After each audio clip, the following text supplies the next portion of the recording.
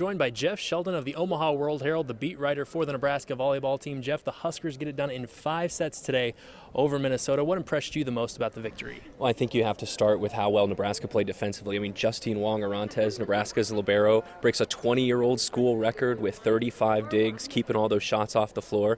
And then offensively, Nebraska's middles combined, I believe, for 33 kills. This was a part of the game that was really Nebraska wasn't great at the start of the year. Brianna Holman with 17 kills and 10 blocks. Those are career highs since she transferred to Nebraska.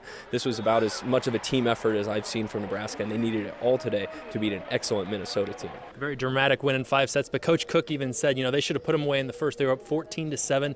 They could have let the whole match slip away. They rebounded nicely, though, from there on out. Yeah, in fact, Minnesota returned the favor in Game 3. Nebraska trailed 24-21. Minnesota probably should have taken a 2-1 lead.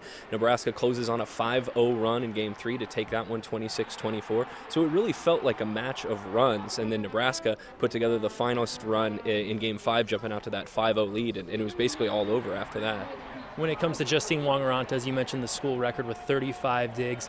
Coach Cook even said in his post-game that it's going to come down to the back row this weekend, especially against the Gophers. Yeah, and Minnesota really stressed Nebraska, not only offensively, but with their serving. I mean, Nebraska was served off the court at times of this match, but that's such a mental part of the game. You have to stay in it even when you're struggling. So players like Annika Albright, Kenzie Maloney, and certainly Justine Wong-Arantes, sort of the unsung heroes of this team, really played their best when they needed to. And Nebraska, I think, was certainly the better team all throughout Game 5 in all facets of the game. John Cook also admitted that, Katie Ralston, the Huskers' arguable best player, didn't have maybe the best night, and Kelly Hunter kind of the same thing there, but in the 5th set, they found their groove, and that was really key in the 5th. Yeah, Katie Ralston gets 2 kills in that 5-0 run to start Game 5. Nebraska needed just that final piece of the puzzle because Michaela Fecky was having a great night, the middles were having a great night, but Minnesota was just keying in on Katie Ralston and really had the All-American struggling, except she brought it with 2 big kills in Game 5 and played really well defensively as well and stuck some big serves.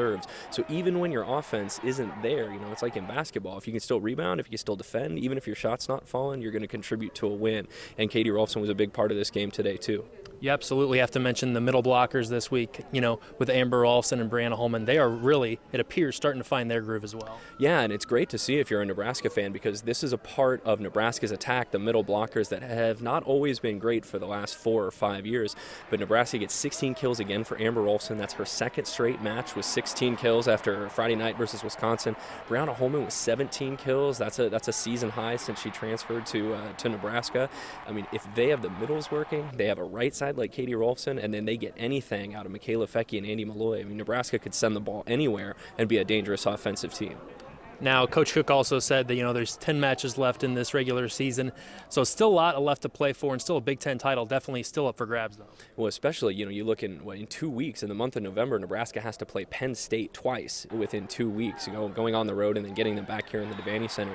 And that's really the big calendar dates you got to have circled if you're a Nebraska fan, because Penn State just lost their first match in conference play on Saturday night. So Nebraska and Penn State go into this week tied for first in the Big Ten, and Nebraska's still got some work to do left. Half the season's left. They're going to have to go up and play Minnesota in Minneapolis, where the Gophers are going to be looking for revenge. And then Nebraska has a really good Illinois team coming in here to the Devaney Center next weekend. So, Jeff, in conclusion this weekend, 2 very tough opponents for the Big Red, and NU beats them both. What impressed you most overall in this weekend as a whole? I think, you look at Nebraska's balance, and it's finally becoming what you thought it was going to be at the start of the year. Amber Ralston has a great night Friday. Michaela Fecky doesn't have such a great night. She comes back with 20 kills on Sunday against one of the best teams in the country. The middle blockers have it working. So as long as Nebraska can pass, they're going to be competitive with any team in the country. And, they struggled with that a little bit on Sunday, but they put it together when they needed to. And I imagine that's what's going to get the work in practice next week. And so this Nebraska team is for real. It's another Final Four contender. Jeff Sheldon from the Omaha World-Herald, the Nebraska volleyball beat writer, as Nebraska improves to 18-1 on the season.